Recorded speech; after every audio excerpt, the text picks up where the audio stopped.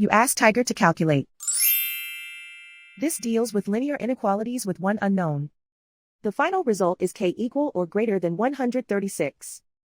Let's solve it step by step. Group all constants on the right side of the inequality. Subtract 4 from both sides.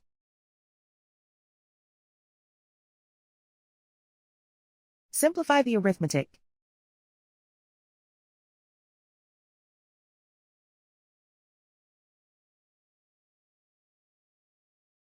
Isolate the k.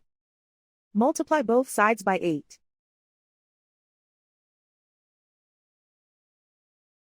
Group like terms.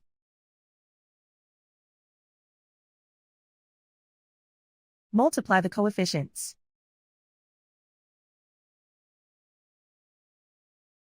Simplify the fraction.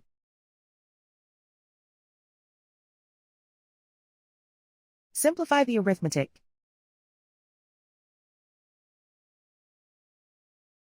Plot the solution on a coordinate grid. And so the final result is k equal or greater than 136.